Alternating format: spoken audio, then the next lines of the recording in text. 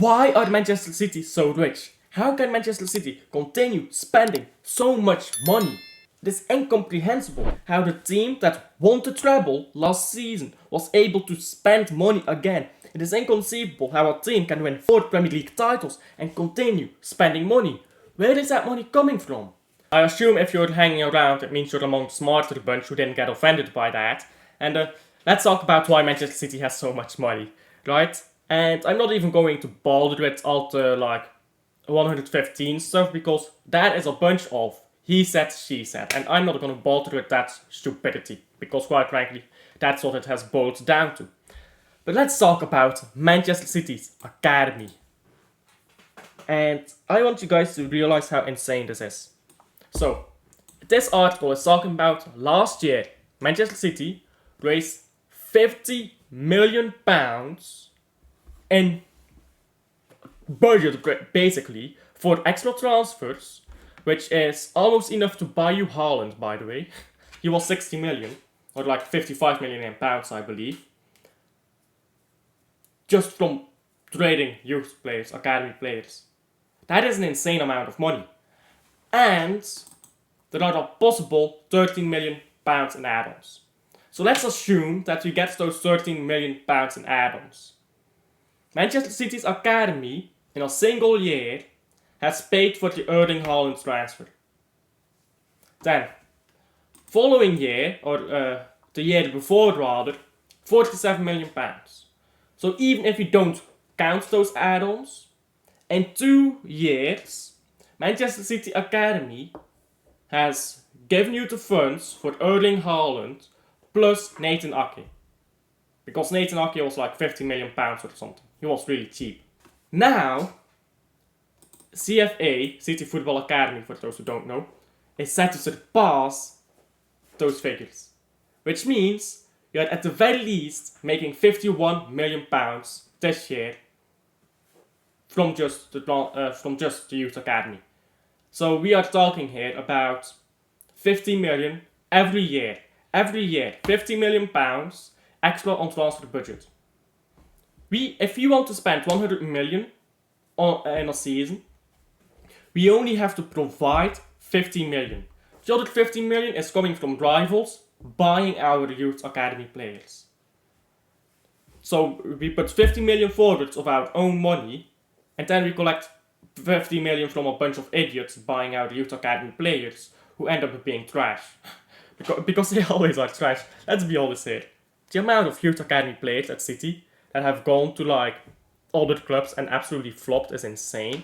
So to be fair, we have had some good ones like McAtee being very great at Sheffield United, but Sheffield United being terrible to stay up.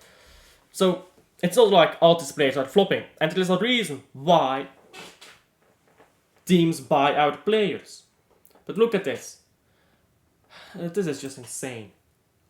Hardwood Palace, 20 million pounds for a youth academy player. I want you guys to realize this. When I was growing up, Zinedine Zidane was like 50 million or something, or 60 million. Nowadays we have youth academy players going for 20 million pounds. That talks about the inflation, but also about how good this youth academy is. 20 million pounds. 20 million pounds. Okay, that is Julian Alvarez, 1/3 of the deal. That is 1/3 of Julian Alvarez, already paid for, with a single youth academy player.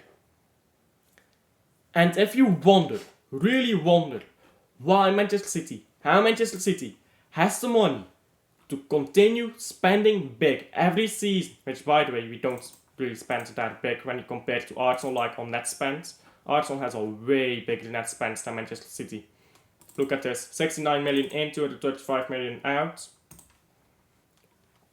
20 million. Yes, 20 million more out. Double the amount coming in. So Manchester City's net spend is always lower than Arsenal, and I think for 4 seasons in a row now. So let's see here, 155 million. Yeah, we are positive there. So if Arsenal isn't positive, yep, Arsenal isn't positive. Then 167 million, 31 million. Okay, let's scroll down. 138 million. Yep, we are positive again. Or, sorry, not positive, but we are above Arsenal again. Then 173 million and 64 million. And let's see here. Arsenal, that might be close. Yeah, we are above 100 million here. We are above 100 million, so Arsenal just barely wins that one. So, for 1, 2, 3 seasons in a row, Manchester City has spent less money than Arsenal on transfers. And you can't say, well, you only can look at the whole amount of money you've been spending, because no, that's not how it works. As a business, you look at your budget, your net spend, because that's ultimately what you lose. Your net spend is your losses, ultimately. Technically, these are your losses, but those aren't actually losses, those are costs. So Manchester City has higher costs, but lower losses. Loss is cost minus income. And well, so if your costs are higher than your income, then you have loss. Cost minus income is losses. Manchester City, higher costs than Arsenal, higher income than Arsenal, lower losses than Arsenal.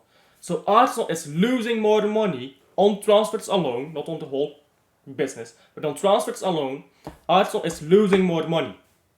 Which means Arsenal is going to have it more difficult to continue to finance themselves as opposed to Manchester City. Objection, I hear. How did they have the money into late 2000s, in 2008 and 2009 and 2010? Well, I hate to tell you guys this. I really, really hate to tell you guys this about how a billionaire could possibly get themselves a sponsorship deal. I really hate to tell you guys this, yeah? But you have to listen. And I'll even get my mic here. I'll give you guys the ASMR treatment. I'll whisper it into your ears. Corruption. All billionaires are fucking corrupt, mate. It's that simple. Give a brown envelope under the table and give it to your friend and say, that's 20 million. I can't put it into Manchester City because like investment laws and stuff. So can you be a sponsor for 20 million? And here is the 20 million, by the way, under the table. You're actually delusional if you don't think that's how 50% of these sponsorship deals work. Because I actually grew up in a family that managed a cycling club. And I can tell you one thing, sponsorships were not free. If a sponsor was going to give us 20k, we were giving 15k under the table back to them. That's how it works. That's how economy and how sponsorships work in the sports world. It is your own investments that you aren't allowed to invest because of rules, that you ask a third party to invest for their benefit. So you give them 15k back, and maybe they are like, yeah, a 5k investment is worth exposure I'm going to get from this. That is how football works. That is how every sport works. Manchester United did the exact same thing when Michael Knighton came in. And I do not blame them for it. Arsenal did the exact same thing when they were being called the Brown Envelope Club. And I do not blame them for it. Do you know why I don't blame them for it? It's a free market, but you can't spend as you wish. If you have the money, you can't spend it.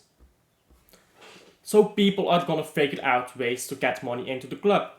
Manchester City fans don't like admitting it, but Manchester City definitely gave money to somebody so that they could put it back into the club.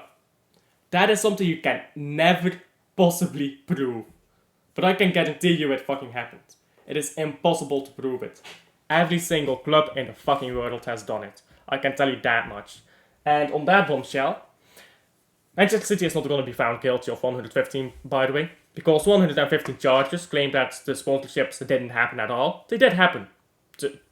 Were they legitimate interest? Probably not. But most sponsorships aren't that simple either. So thank you guys for sticking along to the end. This is a bit of a different video. I'm getting up to 10 minutes now, so I should really end it here. If you stick around to the end and if you haven't subscribed to my channel yet, please consider liking and subscribing to the channel. Helps out a ton. I'll see you guys on the next one. Bye.